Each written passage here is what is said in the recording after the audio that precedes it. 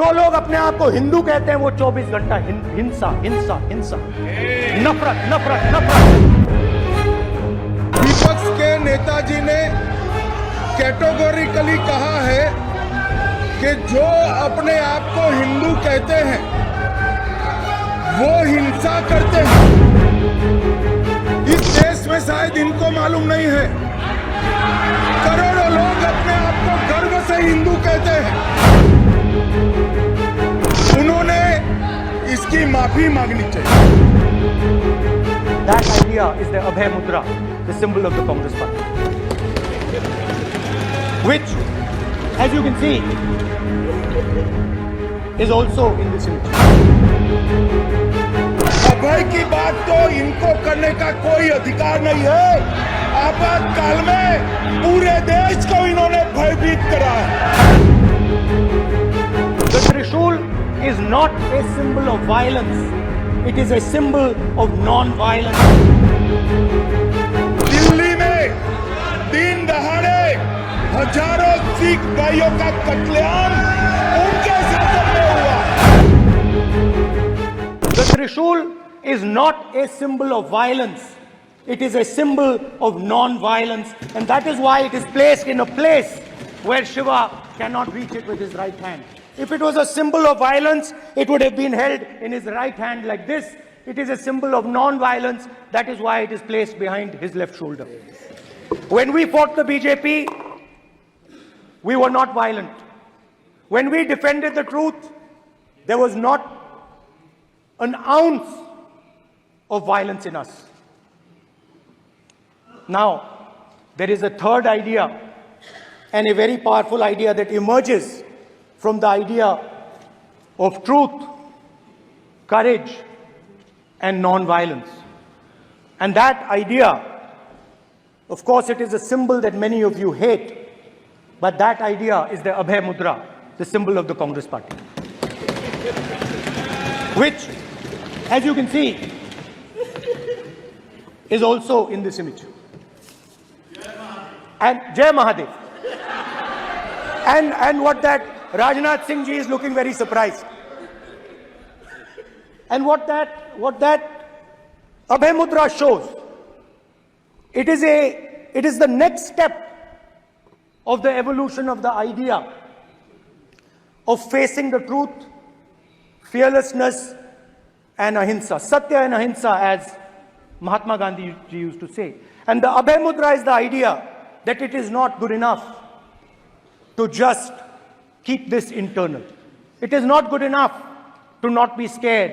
It is not good enough to use non-violence. It is also important that you make others not scared, that you help others become fearless, that you help others become non-violent. So in a sense, the Abhay Mudra is a projection from Shivji to the rest of the world about these two ideas. Of course, these two ideas were used by us, all of us, when we fought the British. And they were put forth by Mahatma Gandhi. The Prime Minister, of course, who has a direct connection with God, speaks directly to God. Congress party ने शिवजी की photo दिखा दी है, गुस्सा हो गए। अब देखिए, please, Shivji कहते हैं डरो मत, डराओ मत। अभय मुद्रा दिखाते हैं, अहिंसा की बात करते हैं, त्रिशूल को जमीन में गाड़ देते हैं। और जो लोग अपने आप को हिंदू कहते हैं वो 24 घंटा हिंसा हिंसा हिंसा, नफरत नफरत नफरत। माननीय अध्यक्ष जी, शोर शराबा कर इतने बड़े वाकया को छिपाया नहीं जा सकता। विपक्ष के नेताजी ने कैटेगोरिकली कहा है कि जो अपने आप को हिंदू कहते हैं वो हिंसा करते हैं। मैं फिर से रिपीट करना चाहता हूं, उनका वाक्य था, जो अपने आप को हिंदू कहते हैं वो हिंसा की बात करते हैं, हिंसा करते हैं। मान्यवर, इस देश में शायद इनको मालूम नहीं है, करोड़ों लोग अपने आप को गर्व से हिंदू कहते हैं। गर्व हिंदू कहते हैं। क्या वो सभी लोग हिंसा की बात करते हैं, हिंसा करते हैं? हिंसा की भावना को किसी धर्म के साथ जोड़ना और ये सदन में और संवैधानिक पद पर बैठे हुए व्यक्ति ने, मैं मानता हूं मान्यवर, उन्होंने इसकी माफी मांगनी चाहिए। मान्यवर, मैं उनको एक गुजारिश भी करना चाहता हूं कि इस्लाम में अभय मुद्रा, इस पर इस्लाम के विद्वानों का मत एक बार वो ले ले। गुरु नानक साहब की अभय मुद्रा पर SGPC का मत वो ले ले। और मान्यवर, अभय की बात तो इनको करने का कोई अधिकार नहीं है। आपातकाल में पूरे देश को इन्होंने भयभीत करा है, लाखों लोगों को जेल में डाला। और आतंक, वैचारिक आतंक अगर कभी था, वैचारिक आतंक कभी था तो आपातकाल के वक्त था। और मान्यवर,